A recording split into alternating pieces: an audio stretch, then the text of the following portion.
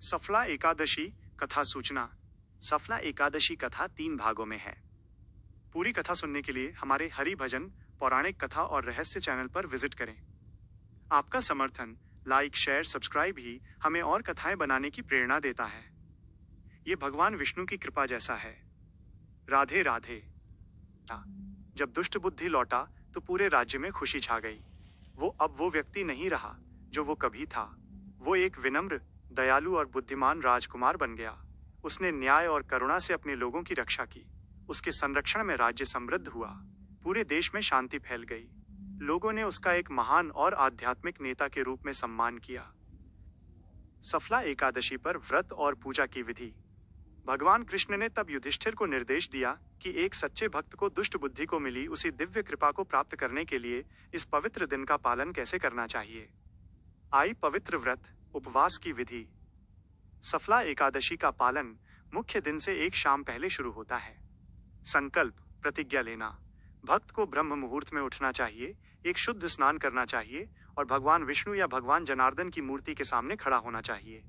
हाथ जोड़कर और सच्चे हृदय से व्यक्ति को पूर्ण भक्ति के साथ उपवास करने की प्रतिज्ञा लेनी चाहिए, जिसमें सभी निषिद्ध अनाजों और खाद्य पदार्थों से दूर रहने का संकल्प हो। पूर्ण उपवास, निर्जला। सबसे समर्पित भक्त जल से भी परहेज करते हुए पूर्ण उपवास करते हैं, जिसे निर्जला व्रत के नाम से जाना जाता है। आंशिक उपवास, फलाहार। जो लोग कठोर उपवास करने में असमर्थ हैं, वे केवल फल, मेवे, दूध और अनुमत सब्जियां खा सकते हैं। अनाज, दाल और कुछ मसालों से परहेज करते हैं। ध्यान, हमेशा तपस्या और भगवान के स्मरण पर केंद्रित रहना चाहिए। रात भर जागना, जागरण। सफला एकादशी की रात को जागरण में बिताना चाहिए। भक्त को जागते रहना चाहिए। भगवान के पवित्र नामों का जप करना चाहिए, भक्ति गीत गाना चाहिए या विष्णु की पवित्र कथाएं सुननी चाहिए। 2. पूजा, अर्चन की विधि। पूजा का केंद्र नारायण, रक्षक और पालक भगवान पर होना चाहिए। पंचामृत अभिषेक। भगवान विष्णु या भगवान जनार्दन की मूर्ति को 5 अमृतों, पंचामृत से स्नान कराया जाता है। दूध, दही, घी, शुद्ध मक्खन, शहद और शक्कर। मौसम के चढ़ावे। पूजा में पौष मास के विशेष चढ़ावे शामिल होने चाहिए। चढ़ावे में पके फल, खासकर अमरूद और नारियल शामिल होने चाहिए।